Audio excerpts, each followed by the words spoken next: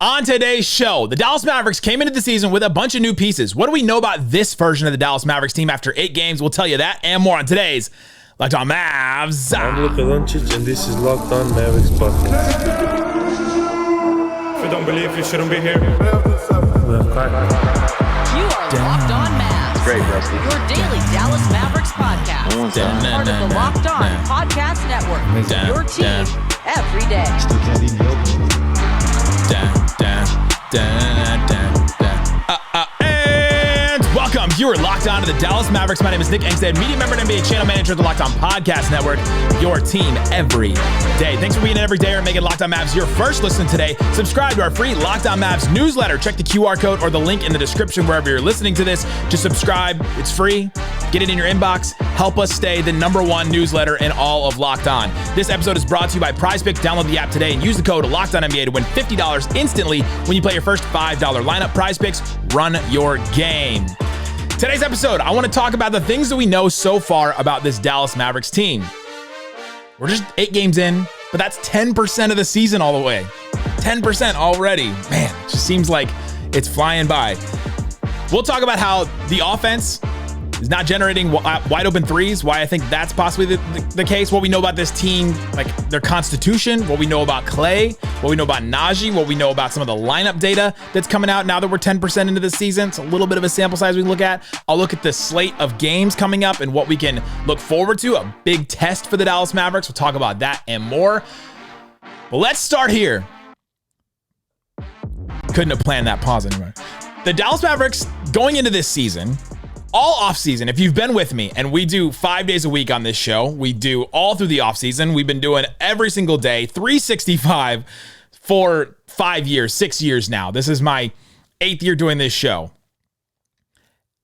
I said all offseason, the Mavericks offense was going to be better. We were having all these problems all these questions about the defense.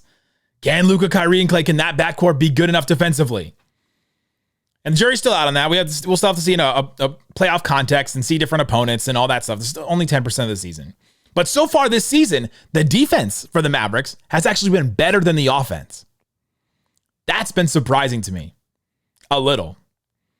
The offense so far, 114.2 offensive rating, meaning they score 114 points per 100 possessions. They're 15th in the NBA, right in the middle. Smack dab in the middle, offense-wise. So they're an average offense right now. We'll talk about that in a second. The defense, though, 106.2, third in the NBA.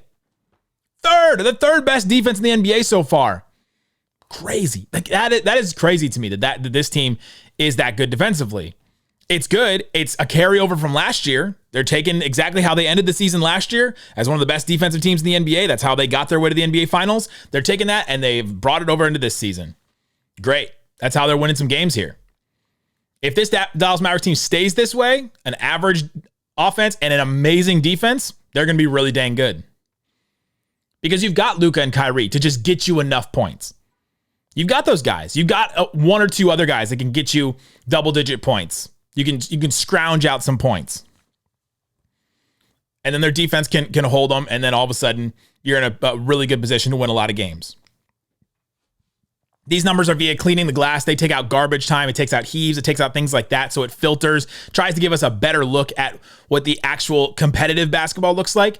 And so some other sites may be a little different. But cleaning the glass also has this win differential number that I noticed that I found very interesting. They have this win differential that says, all right, what do your stats say about you and how many wins you should have compared to how many wins you do have? Cleaning the glass says the Mavericks should have 1 more win, 0.9 more wins. We'll round that up to 1. It says that they're a little bit better team than they are right now as far as record-wise. Should have 1 more win. And I think everybody listening, like you listening at home, if you've watched all the games, you agree. There's been some frustrating ones. The Suns game, the Houston game, and then the Pacers game. Really frustrating games where you go, man, they could have had that. There was moments. There was things that they messed up on. There's just things that they could have been better at. And you think that the Mavs should have another win, and the numbers don't lie. They agree with you on that one. But the defense has been better than the offense right now. Why do I think that is so far? The defense has been very connected. I think we've seen really good defensive play from PJ Washington, from Daniel Gafford in the starting lineup. I think Lively coming in, Naji coming in off the bench. Like they're basically 4 and 5 in their starting unit, and their backup unit has been excellent defensively. really, really good. Like, and these numbers are even considering the Pacers game. And the Pacers game was just an awful defensive performance, it felt like, for the Mavericks. And so you take a look and you say, all right, the defense has been very good. They've stayed connected. They have not allowed a bunch of runs. They've not allowed a bunch of teams to go off on them, basically. Yeah, the Mavs defensive rating in the Pacers game was 128.8. That is terrible. But you take the Bulls game where the Bulls were terrible, and that evens out. One of the reasons why I think the offense hasn't really popped yet, and for the offense to pop and the defense to pop, that's what makes you a top 5 team in the NBA. To be in top 10, to be in top 5 in both of those categories. That's what the Thunder did last year. That's what the Celtics did last year, are doing this year. That's what makes you the team that we all think the Mavericks can be this season. Why hasn't the offense popped yet? All right. I don't think Luka, Kyrie, and Klay have found that magic just yet. I'm not saying they can't. I expect them to at a certain point. But with those 3 on the floor, the offensive rating goes from, or the offensive rating is 117.4, which is very good. It's pretty good. It just hasn't popped in the way where you think, oh man, that's 3 of the best offensive weapons in the NBA. It just hasn't really been quite that yet. And yeah, some of it's probably PJ missing a bunch of shots. Some of it is probably teams game planning to take the lob away, and all of a sudden that changes things for the Mavs. Missing some open shots. Luka and Kyrie haven't been completely 100% themselves yet. We talked about their field goal percentages in the first quarters. The Mavs getting out to slow starts. I think the slow starts have definitely affected that offensive rating. It just doesn't feel like they can score to start games before this last Bulls game. And so I think that's some of it. I started to look and try and compare it to other 3-man lineups. And the one that really stood out to me is the Nuggets guys. They've been together for a little while. But Jokic, Jamal Murray, and Michael Porter Jr., they have an offensive rating of 135 when they're together. 135 is crazy. The Mavs is at 117. And I started looking at some others. I was like, all right, well, what else can I compare it to? Maybe I can't compare them to the Nuggets. Tatum, Brown, and Holiday on the Celtics, 119. That's only 2 off from the Mavs. It's not bad. Donovan Mitchell, Darius Garland, Evan Mobley on the Cavs, who are killing it right now and awesome. They're 119, so only 2 more points higher than the Mavericks. The Knicks guys, the Knicks are a top 3 offense right now. Their 3 best guys, Brunson, Towns, and Bridges, have 118 offense ratings, so only 1 point higher than the Mavs. Even like the Suns, who the Mavs are about to play, KD, Booker, and Beal, 116. That's worse than the Mavericks number.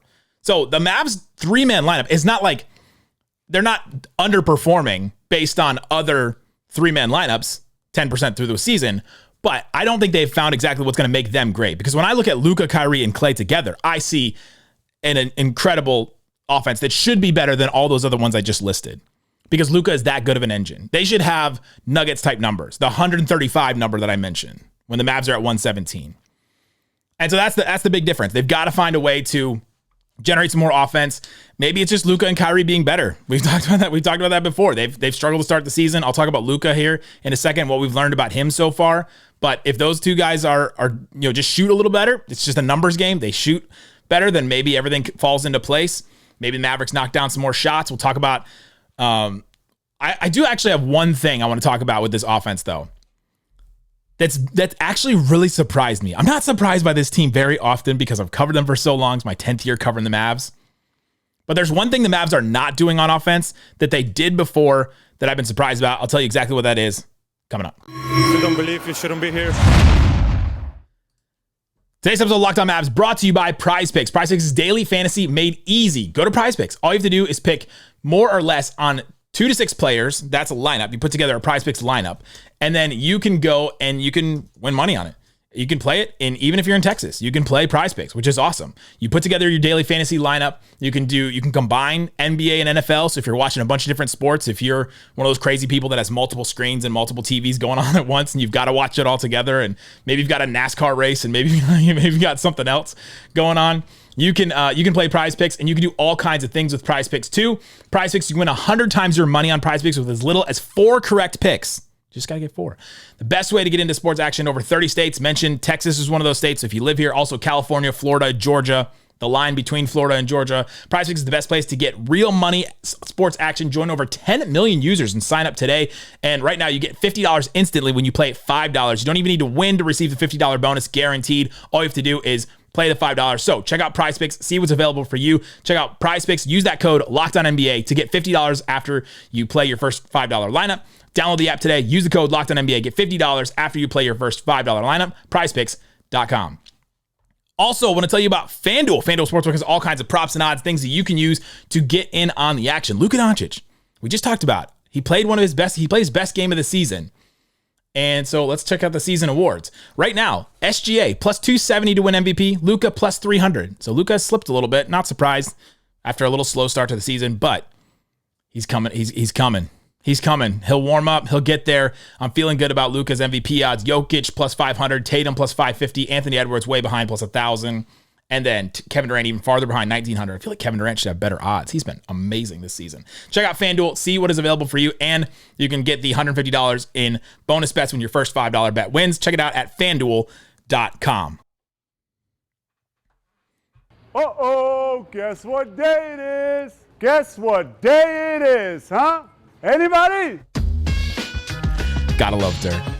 Thanks, everybody, for hanging out with us on Locked On Mavs, being part of the show, part of the Raccoon Squad, listening every day. Appreciate each and every one of you for checking out the show. If you want to support the show a little bit more, check out the QR code if you're watching this, or if you're listening, check the links in the description wherever you are listening to the show, and you can subscribe to our newsletter. We are still the #1 newsletter on all of Locked On. We would like to keep it that way, so we need more people to subscribe to it. So subscribe to our newsletter. You get links from not just us, but other writing. The great Katie Heindel writes pieces every day for it. You can get the best Mavs like links to other sites and stuff like that. If you ever wanted like all the Mavs stuff that you need all in one spot straight to your inbox, subscribe to the newsletter.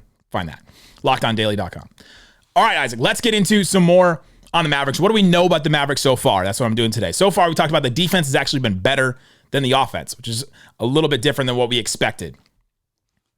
One of the reasons why the offense hasn't been as good as we had hoped is they're not generating wide open threes. Let me walk you through these numbers. I'm real numbers heavy today because we're finally like 10% in. I feel like we can actually use the numbers. You get five games in and one game changes the numbers so drastically. Even 8 games and it changes so drastically, but it's like 10%. All right, I think I can start looking at some numbers. Dallas is 28th in the NBA in generating wide open threes per game. There's only 2 teams worse at creating more wide open threes. Well, this is the thing that Luka is supposed to be the best at in the NBA, is creating opportunities for others, creating wide open threes. And yes, I can hear you saying, hold on. Haven't I seen PJ Washington miss a whole bunch of wide open? Haven't I seen Klay hit a bunch of threes? Haven't I seen Kyrie hit a bunch of wide open threes? They've created some. They've created about 14 per game, but that's still 28th in the NBA. And yes, they've hit 40% of them. So they're hitting them at a good clip. But they're not generating as many. And I think that's the difference between the offense being average and the offense being excellent. Last year, up and down season, but ended up going to the NBA Finals. The Mavs generated 18 wide open three-point attempts per game, 4 more than this year so far. They hit 40% of those. The season from hell, 22-23, the Mavs generated 20 wide open three-point attempts per game. That was 5th in the NBA. They even hit 39 of them then. They were hitting those. They weren't doing much else, but they were hitting those. 20. They generated 20 wide open three-point attempts a game back in 2022-23 when they missed the postseason entirely. This season, through 8 games, only 14 a game. That's 6 less per game. That's a lot. That's a big difference. Especially when you're 6 and you're hitting 40% of them. What is that? Do some math for me. There's a math teacher going, oh, this man has been failed. This man has been failed so hard. 40% of 6, 2.5. That's 2.5 threes a game. That'll take you from 117 offensive rating to like 122 or whatever, and the number that we actually want for that Luka, Kyrie, and Klay unit. That'll take you from an average offense to a really good offense. They're basically not creating they're basically missing 2.5 threes a game. Because they're not creating them. Because they're not generating the wide open threes. Part of that is teams are staying home a lot more. Teams are letting Luka beat them one-on-one. All right, you try and beat us. You do your thing. Take 25 shots a game. We're not going to let you take these wide open threes.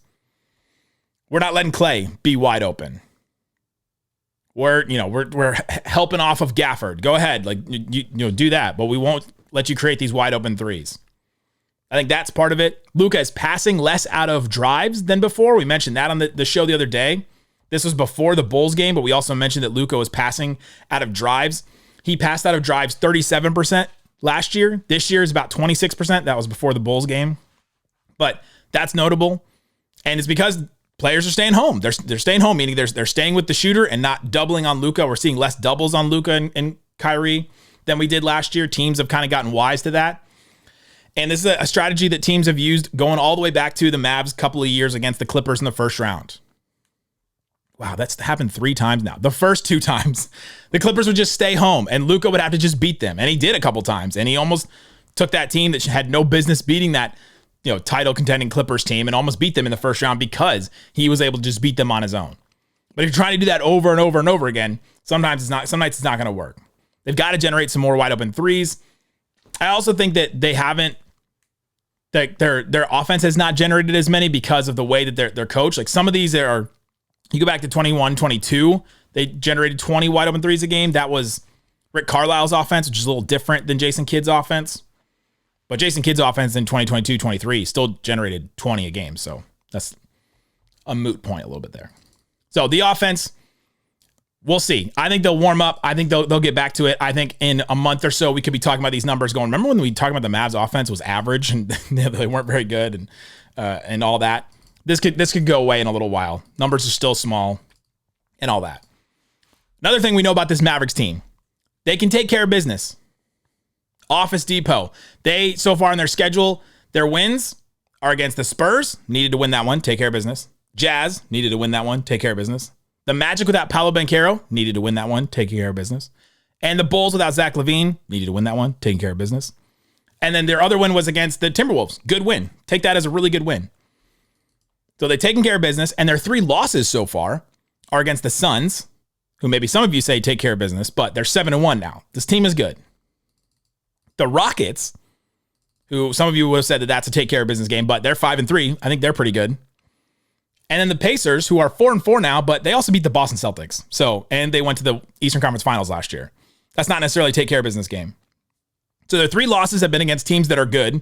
They've got 1 good win against the Timberwolves, and they've got 4 take care of business wins. This team can take care of business. That's something that we know about this team now, that sometimes going into a season, you're like, oh my gosh, can this Mavericks team, we've seen this Mavericks team in the past, just not beat teams that they should have. I think it was the beginning of the season from hell where the Mavs didn't make the postseason. They just kept losing again and again against these teams without their star. So we know that about the Mavs. They can take care of business so far. Just 10% of the way through the season, but they're doing that. That's good. That's how you rack up some wins. We've also learned the Mavs are trying to play fast. They're trying. They're not necessarily succeeding in playing fast. Last year, it was a huge point of emphasis where they wanted to play fast. They wanted to push the pace from training camp all the way to the NBA Finals. They tried to play faster and tried to do that. They did that last year and succeeded. They were the number 7 pace in the NBA last year. That was up from in past years, it would have been 28, 27, 25 even. They were not that fast. This year, they're up to 11th now after that Bulls game. The Bulls and the Pacers really pushed them to play faster, and so I think those have goosed their numbers a little bit here. But they're trying to play fast. The Mavs, according to Cleaning the Glass, are number 3 in the percentage of time they're trying fast breaks. That is a different number than pace. That's why they're number 3 in that, number 11 in pace. Pace is just how many possessions per game you have, but transition frequency is how many times you are trying to push the ball. So they are trying. The Mavs are also 3rd in the NBA in the percentage of plays that they get in transition off of live rebounds. That's a number that shows attempts. They are trying to get out and run.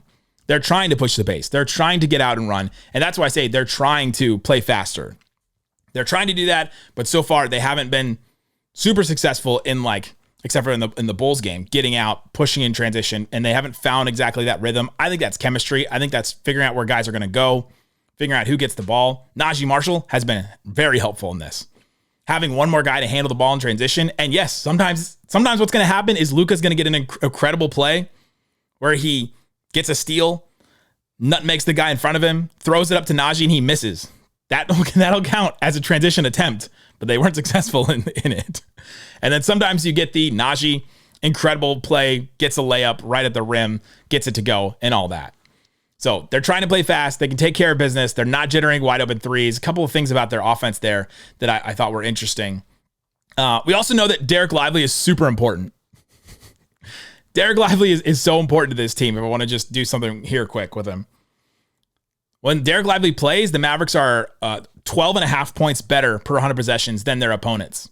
When he's off, they're only 5 points per 100 possessions. So they're still playing winning basketball when Lively is off the floor, but he is just so important to this team, and he's better from year to year. It's been awesome to see what he's added to his game, how he's been better in the post.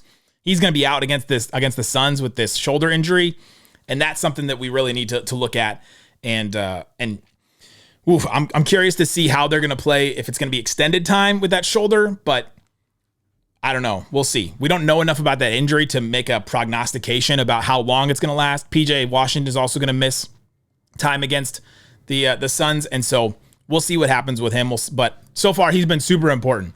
What he adds defensively is just incredible. The way that he can step out, that's the thing I think he's gotten better at from last year to this year. Stepping out, guarding guards. We've seen him already shut down several guards trying to get in the lane. I can just still see plays against the Jazz where Jordan Clarkson is trying to get by Dereck Lively. Clarkson is a perfect player that should be able to beat a center like Dereck Lively off the dribble. He's shifty, he's fast, he's small, he's just trying to weave in and out, and he couldn't get by him. Anthony Edwards, same kind of thing. Anthony Edwards is a perfect player that should be able to blow by Dereck Lively whenever he wants, but he couldn't against the Mavs in that one game. And Dereck Lively's gotten so much better at that. I think his patience and his ability to just stay grounded and not freak out and not drive or over attempt to get a steal or something like that has been so helpful. He's been so good. He's been so important. And so that's something I definitely wanted to mention about him and how he has been great this season. And that's a couple things we know about the Mavs. Coming up, let's get into what we know about Luka and Kyrie. I think Kid still hasn't found lineups around Kyrie. I want to talk about that and more coming up. If you don't believe, you shouldn't be here. Today's episode of Locked On Mavs is brought to you by Skims. I'm wearing Skims right now. They feel great. Skims underwear. They're made for men now. I know you've seen a bunch of commercials probably for Skims for women, but now they have Skims for men. I love them. I love that the boxer briefs keep their shape. They don't give you a wedgie. They don't ride up. The waistband doesn't get all, like wrinkled up and rolled up and all that. They keep their shape, and they're comfortable. They're breathable. All the things that you want in a pair of underwear, Skims has them. So whether it's for yourself or whether it's for somebody else, get some Skims. They'll make you feel great. They'll make you feel confident, comfortable. I'm literally wearing them right now. So if you want to wear the same underwear that I'm wearing, who wouldn't want to do that? Shop Skims Men's at Skims, SKIMS.com.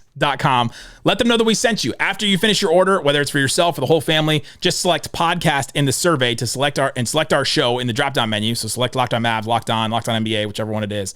So check out Skims Men's at Skims.com. And if you're looking for the perfect gifts for the whole family, Skims just launched their biggest holiday shop ever, also available at Skims.com. Skims, you're going to like the way you feel in those Skims.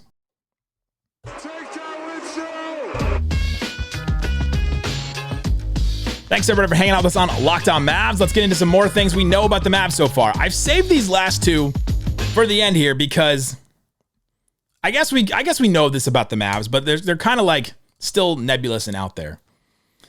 First one about Luka. I think Luka needed 4 games to warm up.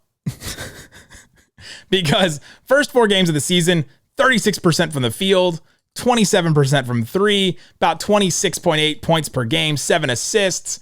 And we talked about him a lot on this show. It just didn't seem like he was playing his best basketball. Didn't play the preseason and all that. Was limited in training camp because of the calf contusion.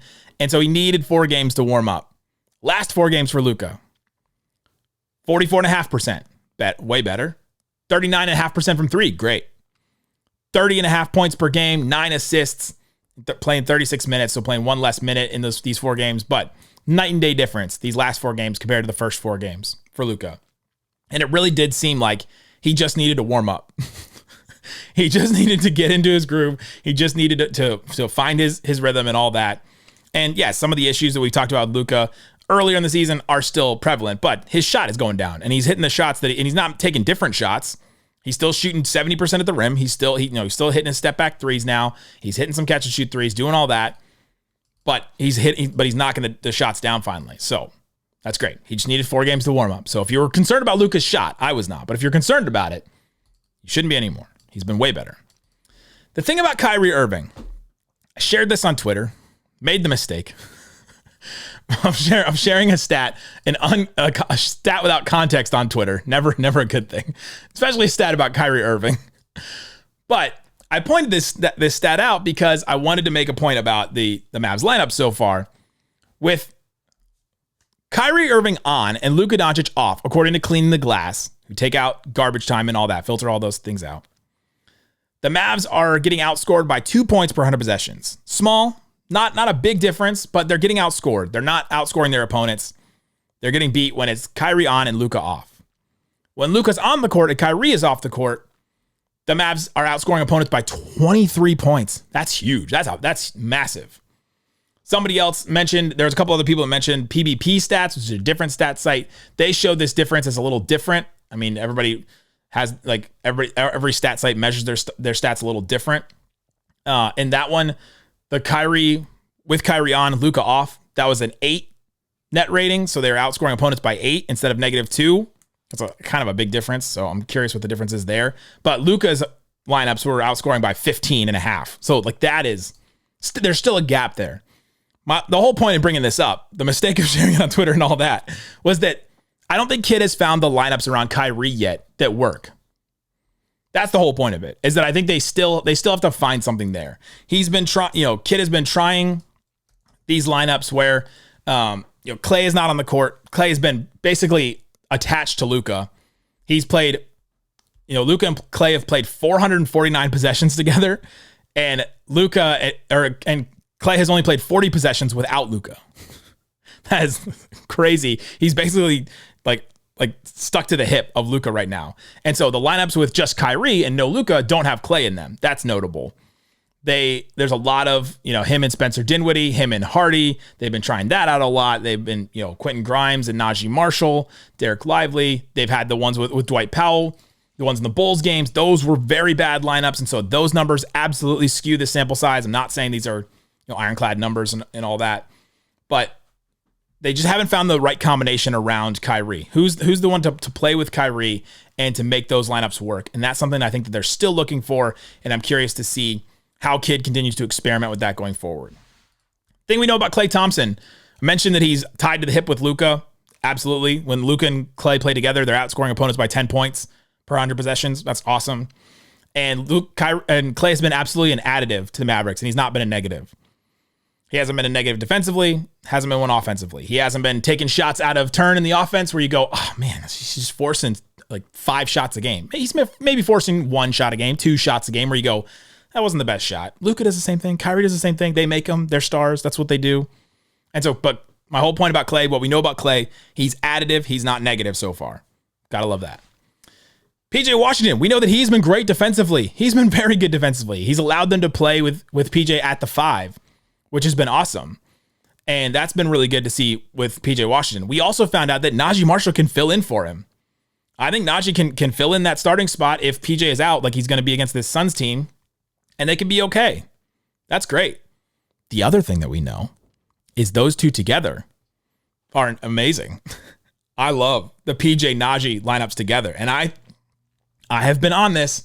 I have been on this all summer. If you listen to this show, the dirty work wings. The Mavs need 2 dirty work wings. I think at some point they'll go PJ and Naji in that starting 5 to get off to faster starts. I know it's about offense, but also if you can get 2 guys that lock down defensively and that can give you a little bit in transition here and there, then maybe that's a way to get off to a faster start. And maybe it's not just about offense. Maybe it's about maximizing the defense as much as possible. Maybe. But when PJ and Naji are together, they're outscoring opponents by 19 points. That's crazy.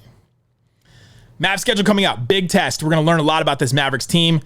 Play the Suns next. They're 7-1. The Suns have the 7th ranked defense. That's kind of surprising for their lineup and for their roster. I did not expect that. I expected them to have a bad defense. So we'll see what happens with them. They're playing the Nuggets. They're 5-3. They've kind of righted the ship here. And we'll see what happens with them and who plays for them. Then they play the Warriors. The Warriors have been killing everybody. They just beat the Celtics. Celtics didn't have Tatum or Porzingis. Kind of notable. The Warriors also have not really played anybody. Go look at the Warriors schedule and their wins. I know they're like, 7-1 or whatever, but go look at who they beat. So Suns, Nuggets, Warriors, huge test in the next 3 games. Then they play Utah and San Antonio. 2 more take care of business games. And then they have OKC. Great test. So 4 out of the next 6 games. Really good test for the Mavericks to see what they're made of. I would really love for them to have Dereck Lively and PJ Washington. We don't know that. If you want to know exactly when they're going to play, if they're going to play in a game, subscribe to our Locked On Mavs Insider program. I send you texts as soon as I know anything about any of the news. I send it straight to your phone. You get a text. You get a text, and it says they'll play tonight. They won't play tonight. They're doubtful. They've been upgraded to this. As soon as I know anything, I send it to you and give my thoughts and takes and all that. There you go. That's some things we know about the Mavericks so far. Obviously, we know more things, but there's more things we have to question. That's why you got to keep following the show and watching the show. Check out the QR code wherever you're listening, watching this, so you can find the ways to follow us all over the place and also get the text straight to your phone, get the email sent to you, all that kind of stuff. Check out different ways to watch the show and all that on the QR code. Guys, thanks so much for hanging out with us on Locked On Mavs. We'll be back tomorrow. Slightly now, we'll have the post-game show against the Suns. Guys, thanks so much for listening to Locked On Mavs. Peace out. Boom!